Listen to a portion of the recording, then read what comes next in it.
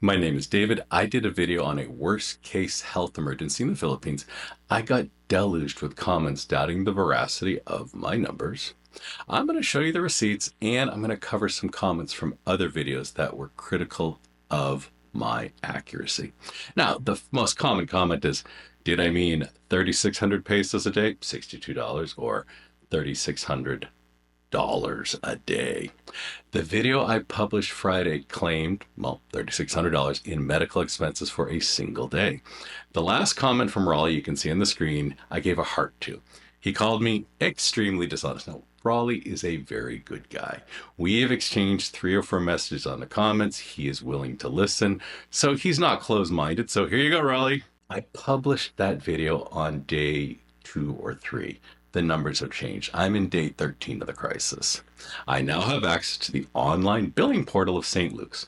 Here's an email from St. Luke's. I've placed one of my spokesmodels on the page to point.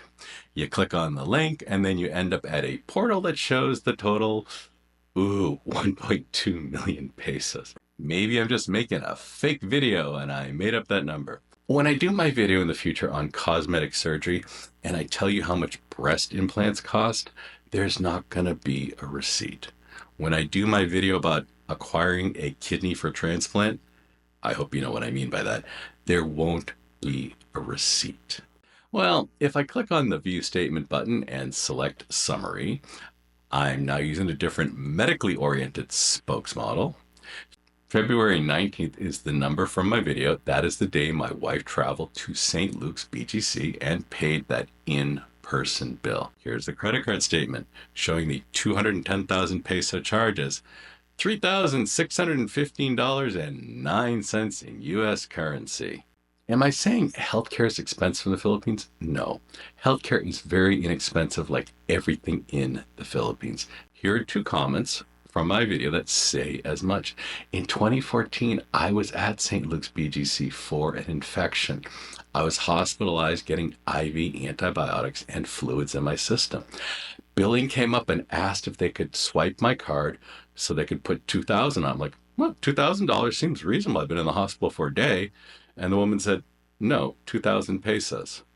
The exchange rate, that would have been $40. They swiped my card for $40 for one day in the hospital.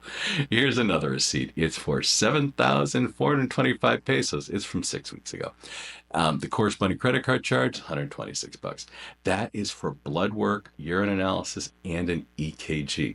I had to walk 100 meters to the medical office. I mean, it's 3 buildings over. The video I made is worst case medical. It is not a normal event. It's not even a video about my cousin. It's about being prepared for an emergency and having things set aside like spare cash and phone numbers of people who are critical that you contact. If my cousin were in the US with no health insurance, he would be in debt $250,000. Why the FARC is your cousin costing so much? I am not a medical guy. I am a software engineer. If I use incorrect terms, please don't flag me as making something up. In general, my cousin sat at home in the province of Rizal thinking, I'm going to get better. After a month of being ill, he was about to die. I said as much in the video.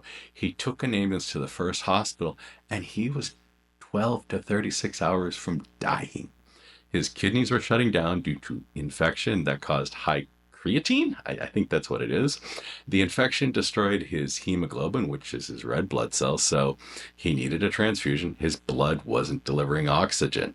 His lungs were filled with fluid. The x-rays, all his x-rays showed massive infections or late-stage cancer. For example, his lungs, they were just blots. It turns out it was infection and probably not late-stage lung cancer. He has blood clots in his legs. He's on blood thinners. He has a catheter. He got up and stood for the first time yesterday. This is not a simple case of getting your tonsils removed or having your appendix removed. By the way, I would like to thank my 10th grade biology teacher, Mrs. Cooper. She taught me most of that medical stuff back in 1980. Okay, another video. Did I lie in my Donald Trump video? I was told in the comments of that video that there are no beggars near Trump Tower and that the guards would chase the beggars away. I showed a video from my phone in the Trump episode. Here's the sign from the Trump building in Makati. You can see the sign for Salamanca Street. Panning down, you can see the woman begging with her disabled son. I actually cut out the disabled son because I didn't want to make a video trying to influence the election. This is the full video. I didn't show that back in November before the election. Yes, I gave the woman with the cerebral palsy son some money. It was a really sad situation. You can check my video against Google Street View. I found it really funny. Half a block from Trump Tower is the place where people dump trash, and you can see different piles of trash over the years on Google Street View. You can also see some suggestive adult graffiti about 50 meters from the front door of Trump Tower. It is a beautiful, beautiful building. It is in a horrible location.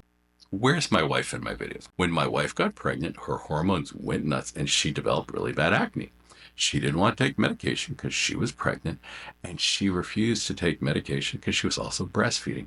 She does not want to be on video because she has bad acne. It will get addressed medically. It's not a crisis. She will show up someday. Did I lie in the two naughty nannies video? Did Artie's 19-year-old son really sleep with two different nannies in 7 days? Yes. I don't have proof. Rexy, the person in charge of the nannies, the mom, told the story to her friends, which includes my wife. I got the story straight from Rexy, but yes, it's a true story. And they have two new nannies, and as I said in the video, they hired two new cute nannies in their late 20s or early 30s. Okay, I don't understand them. What's next? Next Friday's video, I'm going to talk about mistakes my cousin made signing up for Social Security. It is a medical video, but it's more about how you sign up for your retirement and understanding certain benefits you should get. I don't have a Patreon or a GoFundMe. My videos are trying to teach people to plan for emergencies. My videos are trying to show you how to plan for retirement and actually get 75% more in your retirement because you click the right boxes. Everything is inexpensive and beautiful in the Philippines, but a catastrophe can happen. Please don't be my cousin. He's a great guy. He served the country, and he almost died in a remote area of the Philippines because he didn't jump on a medical condition. It would have cost him 50 to 100 US dollars had he gone to the doctor a month ago. Instead, he's going to be paying off a medical bill for 2 years, maybe even longer. Anyways, I will see you on Friday on my big reveal, how to increase your Social Security by 75%. Unless I'm lying about that too.